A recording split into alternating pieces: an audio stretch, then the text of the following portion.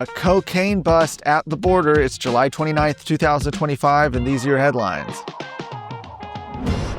U.S. Customs and Border Protection officers at the Hidalgo port of entry seized more than $1 million worth of cocaine this weekend. According to Port Director Carlos Rodriguez, officers stopped a 2020 Renault at the Hidalgo International Bridge for secondary inspection. A CBP canine unit alerted to the vehicle, prompting further examination with non-intrusive imaging technology. This led officers to discover 30 packages containing a total of 34.9 kilos of alleged cocaine hidden inside the car. The narcotics have an estimated street value of just over $1 million, actually $1,027,316. And CBP seized both the drugs and the vehicle, and Homeland Security Investigations has launched a criminal investigation into the attempted smuggling. Port Director Rodriguez praised the officers' dedication, saying that the substantial cocaine seizure reflects the strong dedication of our officers to safeguarding the border, as well as their skillful use of experience and technology. This latest bust follows two earlier this month that resulted in CBP officers seizing nearly $2 million worth of cocaine. The amount of cocaine seized at the southwest border this fiscal year has already matched the amount seized last year. As redistricting hearings continue to take place in the Texas legislature, a new report out today reveals that Democrats are already preparing to flee the state again. According to a left-wing Texas Tribune report from this morning, House Democrats are privately raising funds from major donors to finance another quorum break, which would be a repeat of their 2021 walkout when they left for Washington, D.C. in an ultimately unsuccessful effort to block election integrity legislation. This time, the target is congressional redistricting. If Democrats leave the state to block the legislature from conducting business, they would face $500 per day fines under current House rules. But according to multiple sources cited by the Tribune report, deep-pocketed Democrat donors are pledging to cover those fines, removing a key deterrent and emboldening Democrats who might otherwise hesitate. Representative Jasmine Crockett, you know her, well, she told the Tribune she believes the fines can be avoided entirely, either through legal challenges or by accepting outside money as personal income. She's reportedly offered to use her own donor network and $3.7 million campaign war chest to help cover those costs.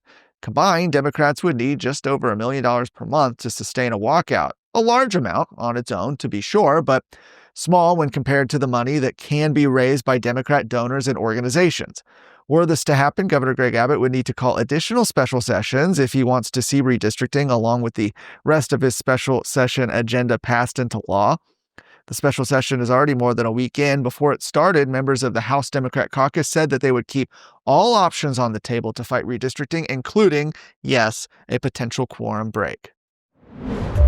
America is at a crossroads. Now, more than ever, Texas must step up and lead the country. We don't have time to mess around. The only way to save America is with a strong Texas. You and I know this, but so do the enemies of life and liberty. Therefore, you and I have no choice but to stand up and fight. I'm Sarah Gonzalez, and to the enemies of liberty, I say, come and take it.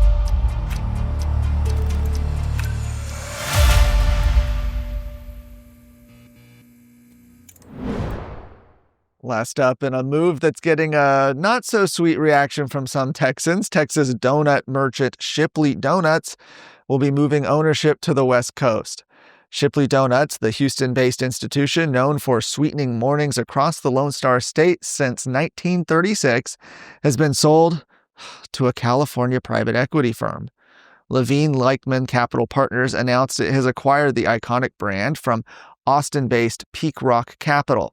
With more than 375 locations in 14 states, Shipley bills itself as the nation's largest donut and kolache brand, but its Texas roots run deep, making the sale tough to swallow for many longtime fans.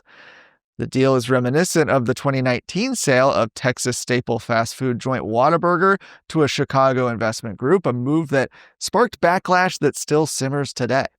Now, with another homegrown favorite being boxed up and shipped out, critics are once again sounding the alarm. In response on X, Representative Chip Roy said he's sick of this crap. He didn't mince his words. While the terms of the Shipley deal weren't disclosed, it raises some familiar questions. Will the new owners preserve the recipe or try to cut corners? Will Texas lose more than just another business headquarters? For now, the company says the donuts will remain the same. Many Texans, however, are left wondering how many more local institutions will be dunked into the out-of-state private equity pipeline. For more of today's stories, go to TexasScorecard.com.